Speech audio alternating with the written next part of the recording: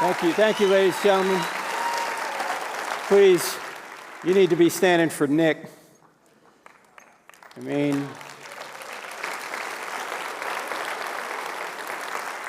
what an inspiration between Nick and Seth and all of you being here. On 9/10, we were at Utah Valley University, and we were just flipping hats. And 12 minutes later, he was gone. Now, why did this happen? Because there's a war on reality. Charlie was a conservative, heterosexual, white, Christian male.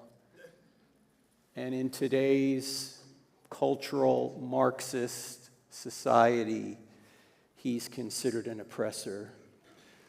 So is Seth, so is Nick, so am I, and probably so are you. What can we do to honor Charlie and the Lord that he emulated?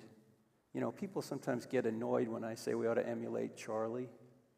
Oh, aren't we supposed to emulate Jesus? You know what Paul said? Emulate me as I emulate Christ.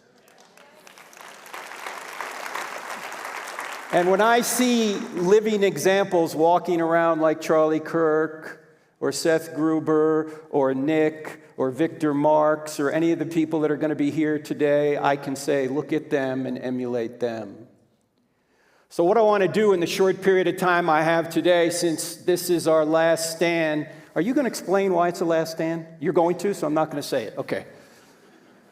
I want to give you what I think in 30 plus years of doing this is the most important skill I ever learned to defend the truth and defend Christianity. And if you get this skill down, it's going to make you fearless so you can participate in our last stand. It's about truth. And whenever you start talking about truth, you might as well just put the PowerPoint up here because I'm going to be using it a lot now. Whenever you start talking about truth, you always have to start with Jack Nicholson. Because Tom Cruise had him on the witness stand and he said to him, "Colonel, I want the truth." And Nicholson said, "You can't handle the truth."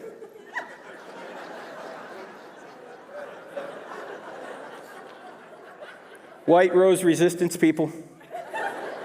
If he said it that way, the movie would have gone nowhere. You can't handle. That's not how he said it. Here's how he said it. All right, let's try that again. I want the truth.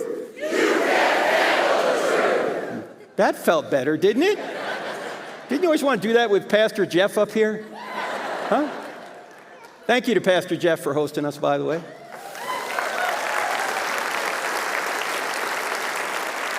Now, what I want to talk about is the most important thinking skill I've ever learned. And to show you what a dimwit I was 33 years old, I already had a master's degree, and I did not know what I'm about to tell you now. Do you know why? Because I never had a course in logic. How many people, I had to go to seminary to get a course in logic. How many people have had a real course in logic? Can I see your hands, please? All right, see these people with their hands up? These are the homeschoolers. There they are, right there. You see them? We don't teach logic in public school. If we did, things would be a lot better. Instead of teaching kids how to think, we're teaching them what to feel. And that can be dangerous because if you follow your feelings without reason or without moral restraint, you're going to wind up in a very dark place. So what I want to show you is a law of logic called the law of non-contradiction, which says opposite ideas cannot both be true at the same time and in the same sense. Right? For example, we can't both be in Colorado and not in Colorado at the same time and in the same sense. We're either here or we're not, but not both. Look, either Jesus rose from the dead or he didn't rise from the dead, but not both. You with me? All right, what we're going to do is apply the law of non-contradiction to what the cultural Marxists and the postmodernists say. And this is probably the most basic claim, although sometimes they won't put it exactly like this. They'll say something like this: there is no truth. Now, if someone were to say to you, there is no truth, you should ask that person a question. What should the question be? Is that true? Is it true that there's no truth? Because if it's true that there's no truth, the claim there is no truth can't be true, but it claims to be true. Did I say that right? Can everybody see this is a self-defeating statement? It's self-contradictory. It violates the law of non-contradiction. If this statement is true, it's false. Why? Because they claim it's true that there's no truth. It would be like if I said I can't speak a word in English. What would you say? Hey, you're using English to say it, right? Now, here's the thinking skill I learned. When somebody says something, what you want to do is turn the claim on itself. Turn the claim on itself by simply asking a question. If somebody says there is no truth, you simply ask, is that true? All right, let's do a few more. Suppose someone were to say there's no such thing as absolute truth. If you were to turn the claim on itself, what question would you ask back? Yes, is that an absolute truth? Or if you want to have some fun, you can say, are you absolutely sure? Now, it's not often said this way anymore. More often it's said like this. There isn't the truth, only my truth. You know, you have your truth, I have my truth, you live your truth, I'll live my truth, we'll all get along. This sounds so right. It sounds like we all ought to believe this. It sounds so Dopra, doesn't it? There's just one problem with it. It violates the law of non-contradiction. How? Well, look, if someone says there isn't the truth, only my truth, what you want to do is ask them, is that just your truth or the truth? In other words, if they say it's just their truth, then you can say, okay, well, if it's just your truth, just your opinion, why should I believe it? But if they say it's the truth, like the truth for everyone, can everybody see the first half of the statement says there aren't any the truths? Can everybody see this is a the truth statement claiming there are no the truth statements? This violates the law of non-contradiction. Again, it's like saying I can't speak a word in English. Now, I know it's difficult and very unpopular for people to say this in our culture, but I got to say it anyway. There's no such thing as your truth. There's no such thing as my truth. There's just the truth.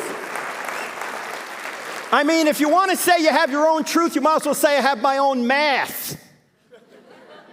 I mean, imagine if say, Seth said to me, hey, Frank, can you hang around another couple of days here at Brave Church? Because we got a lot of work to do, help them clean up when we're done. In fact, if you do that, if you stay tomorrow all day and work all day cleaning up, I'll pay you $10 an hour. At the end of the day, you tell me how many hours you work, and I'll pay you.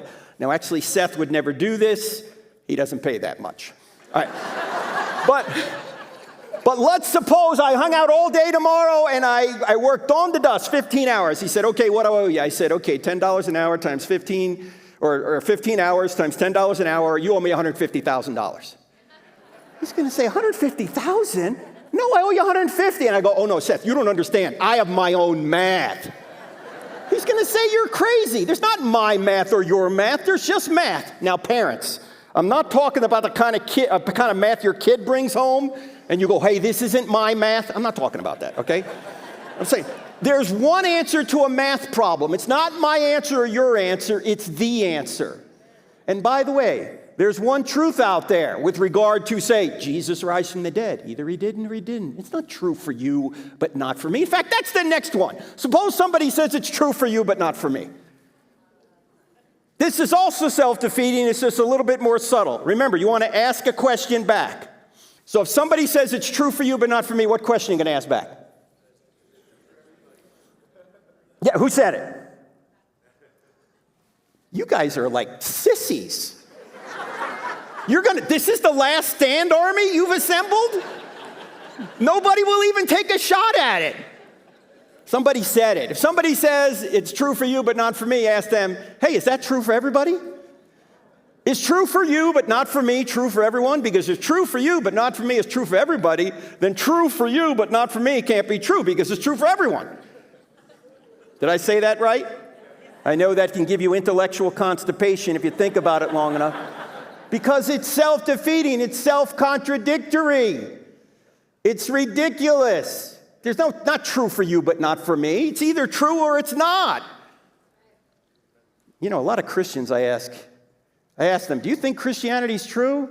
You know what answer I get more than any other when they say yes? I ask them, like, why do you think it's true? They say, because I have faith. Is that a good answer? Does your faith change whether or not God exists or Jesus rose from the dead? I mean, do you have to believe something to make it true? Do you have to believe in gravity to stay on the ground? Do people who don't believe in gravity float away?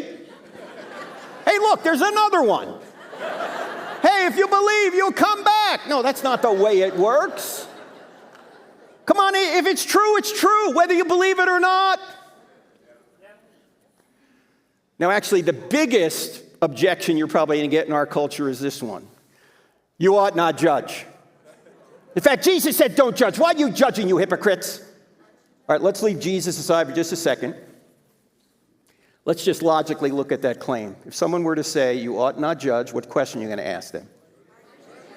Yeah, hey, isn't that a judgment?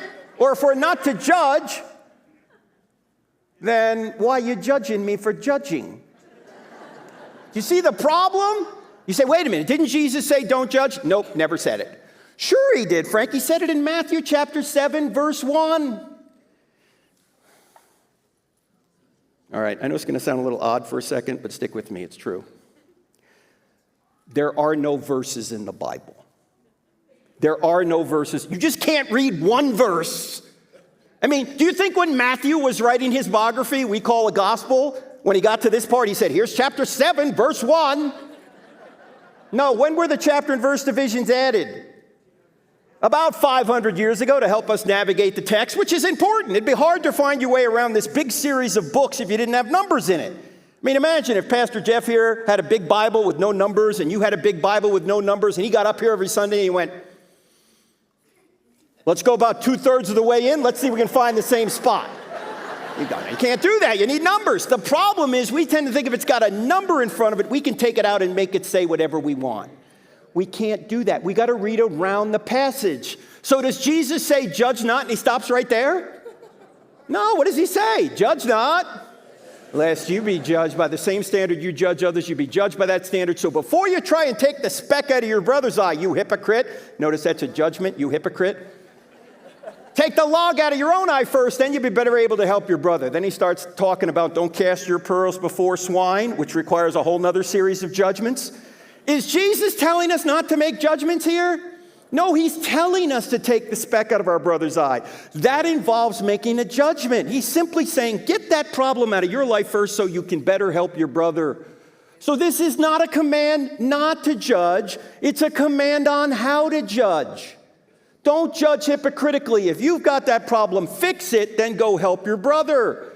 But it would be completely ridiculous to say don't make judgments. Why? Number one, it's a judgment itself. Number two, you'd be dead already if you didn't make judgments. You made 100 judgments just getting over here tonight. And now you're going, this was a bad judgment. This guy's crazy. Where's Seth? Get him back up here. No. Everybody makes judgments. Atheists make judgments. They judge there is no God. They judge there is no objective morality. They judge there is no meaning or purpose to life. They judge the Bible's not telling the truth. These are all judgments, ladies and gentlemen. They judge that if you have certain characteristics, you're automatically an oppressor. Those are all judgments. The question isn't whether or not you can make judgments. The question is, are your judgments true? And so Jesus made judgments, and sometimes he didn't soft soap anything.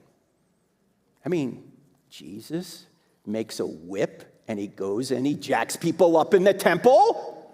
And then in John chapter 8, he's talking to the Pharisees, the politicians of his day, who he went after. He's right in the middle of an argument with them when he says, your father is the devil. Jesus, you can't say that. That's not very Christ-like. Excuse me, I am Christ? Can you imagine you're having an argument with somebody and you stop right in the middle and you go, your father is the devil. Never try that with a sibling, by the way. And then in Matthew 23, Jesus really goes after these Pharisees, these politicians. Woe to you, scribes and Pharisees, you hypocrites. You strain out a gnat and swallow a camel. You go a mile to make a convert, and then once you make them a convert, you make them twice as much a son of hell as you are.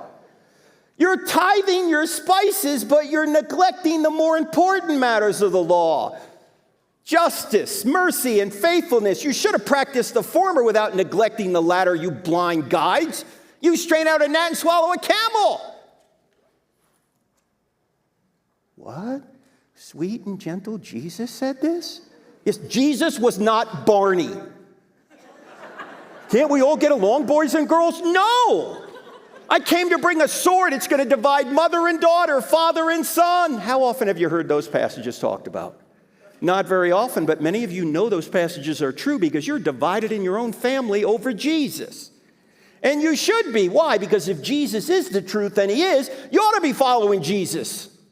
And not anything else. Not the culture, not Instagram, not Fox News, not CNN, not MS, whatever they are now.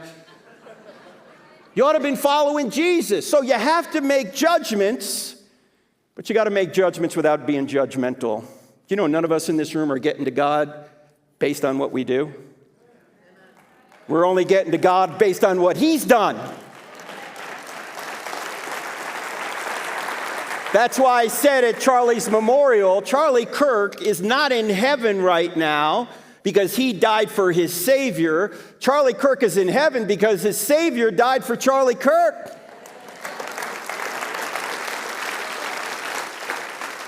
Now, we could spend more time, but only have 3 minutes left.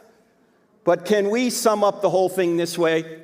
Can everybody see that this statement right here shoots itself? Can everybody see that? Which means relativism and postmodernism are false. They self-destruct. They're self-defeating. They're self-contradictory. And if you're going to make a last stand, you got to point this out by asking questions. One last thing I want to mention. I know if you're in this room, you probably believe that Christians ought to be engaged in culture and politics. But if you have friends who are not, I just want you to show them this one picture. Does anyone know what this is? North and South Korea. North Korea and South Korea divided by the 38th parallel. We fought a war over that. South Korea is full of light. It's full of productivity. North Korea, on the other hand, is a concentration camp. There's one major reason for the difference between South and North Korea. What is it? It's not even Jesus. Politics. The South has political freedom, the North does not. You know, I always hear pastors saying, "Oh, I don't get involved in politics, I just preach the gospel." To which I say to them, I guess you don't think the gospel is very important then. Why? Because politics affects your ability to preach and live the gospel. If you don't think so, try and start your little church up in North Korea and see how well you do there. And which country would you rather live in, North Korea or South Korea? Why? Because politically they have freedom. And if you don't think so, you can go to some of the countries I've been to. I've been to Iran. You know, there's no First Baptist Church of Tehran. I've been to Saudi Arabia. There's no Calvary Chapel of Saudi Arabia. I've been to Egypt. They don't have Brave Church in Egypt. And if you try and start one, you're going to get trouble from the government because politically they've ruled it out. So if for no other reason you ought to be engaged politically is to protect your right to practice and live your faith and preach and live the gospel. The second reason is because we're called to love people. And politics affects policy, and policy affects people. And you should put laws in place to protect innocent people from evil, particularly innocent people in the womb. In fact, if your friend says, "Oh, I don't get involved," just ask them this question.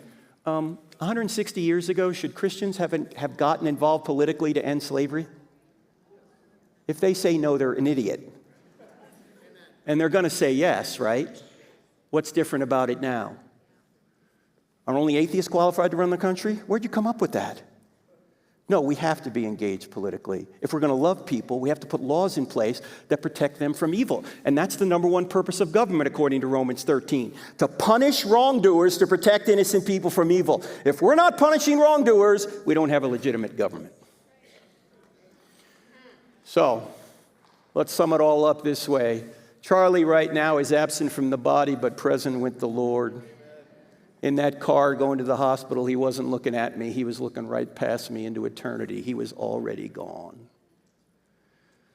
But we're not absent from the body. We still have work to do here. So God gives us the dignity of causality to affect time and eternity. If we're going to make a last stand and save our country and save our ability to preach and live the gospel, you're going to have to be able to use the law of non-contradiction to point out to people what you're saying is logically false. It can't be true. It self-destructs. So what I've done is I brought some books that can help you, and I want to point out that all the proceeds from the sale of these books are going to feed needy children. Mine. Okay. Just so you know. I've got 3 sons, so I need some help. I've got grandkids now, too. Actually, they may already be sold out, I don't know, but I don't have enough faith to be an atheist, and Hollywood heroes are out there. In fact, Seth and I just did a show on Hollywood heroes. It's amazing how many movies are modeled after the greatest hero of all time, Jesus. That's what that's about. But I want to send you about a dozen PowerPoint presentations for free in a PDF format, including I don't have enough faith to be an atheist. Just text the word evidence to 855-909-0582, or you can use the QR code. Now, if you're over 70, you don't know what a QR code is, just text. And if you're over 80 and you don't know how to text, ask your granddaughter, all right? But it's right there. Also want to point out that book on the right is coming out in September, and it covers everything that this conference is talking about. The War on Reality, Recovering Truth in a World that Celebrates Lies.